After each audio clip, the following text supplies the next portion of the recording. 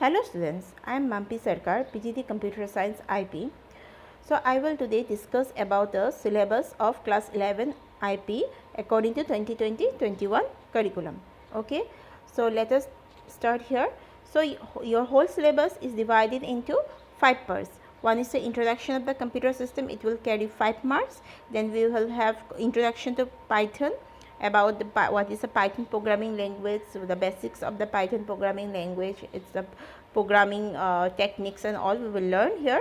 It will carry 25 marks. Then data handling using NumPy, it's also a part of Python only, it will carry 15 marks. Then database concept and structured query language, so it is all about your what is a database, what do you mean by database management system, and what do you mean by SQL. All these things we will learn using the software MySQL. Then we will learn about introduction to emerging trend, like in here you will learn about artificial intelligence, machine learnings and all. Okay, so let us discuss in details about the syllabus. So about the introduction to computer system, it will here you will have about the different parts of the computer system, evaluation of the computer system, memory units, okay, software. These things you have already learned in your lower classes only for your revision purpose, and those who don't have so much knowledge about the computer, for them only this chapter is there, but it is also an important chapter, it will carry 5 marks. Okay, next you have introduction to Python. Here you will learn about the Python programming language. Okay, we will learn about what is Python, how you will do the programming, what are the basics of the Python programming, like the identifiers, keywords, constants, variables, operators. Okay, then we will learn about control statements, list, dictionaries. So what are they? Those who have little bit of knowledge of any other programming language, they all know about keywords, constants, then control statements. Okay, here list and dictionary are two different type of data structure in Python. Okay, so if you don't know also, you don't have to worry, I will explain in details in every part of the Python programming language. Okay, so this part will carry 25 marks. Next is your data handling using NumPy. So NumPy is one part of Python programming language only. I will not go in details here, you will get confused only, but it is a one part of NumPy. So with the help of this we can do certain mathematical operations having large data. Okay, both mathematical and statistical operations, we can make the NumPy applicable to find the mean, median, mode and standard deviation in any statistical program. So here we will learn about other extra things like indexing, slicing, iteration, then arithmetic operations, one dimensional, two dimensional in array. Then you will learn about how to find the maximum, minimum from a given sets of value. Okay, it will carry 15 marks. Then comes database concept and the structured query language. As I have already mentioned, here you will learn about what is a database, what do you mean by database management system.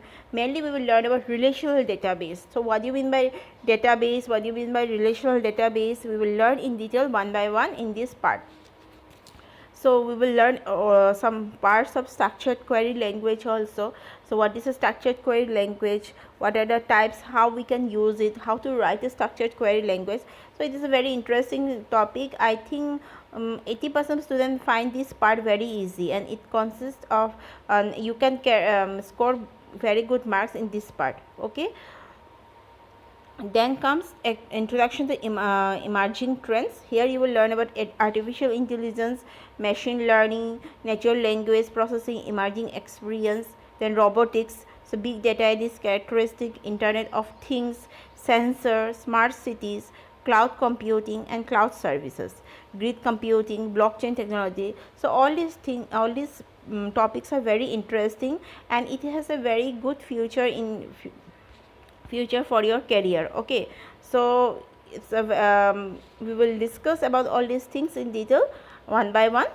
So let us discuss something about the practical part. You know, your whole marks is distributed as 70 marks for your theory and 30 marks for your practical. So for the practical, this was the topic which we have discussed till now was about the 70 marks. Now for the 30 marks practical, the 8 marks practical will come from the general Python programming language, which we will learn, okay, in our previous topic. So and 5 marks will come from our NumPy array and 5 marks practical will come from the database. Okay, and 7 marks is your practical file, means your report file. This file is very important. Okay, whenever your teacher will give you any type of practical work, you have to do it practically in your lab, and after that you have to write all your practical in this copy and get it signed in due date. Okay, you have to keep it very neat and clean, put it cover properly, insert one label and write your roll numbers and other details there. You have to write 20 Python program at least, means you can write more than that also, but at least 20 Python program, general Python program in this practical copy, and 5 from your NumPy part of the Python, and at least 20 SQL queries. Okay, so if you can keep this copy very properly, 7 marks will come automatically. Okay, then 5 marks is from your Viva, which will be conduct in your day of your practical exam. So that's all was for your theory.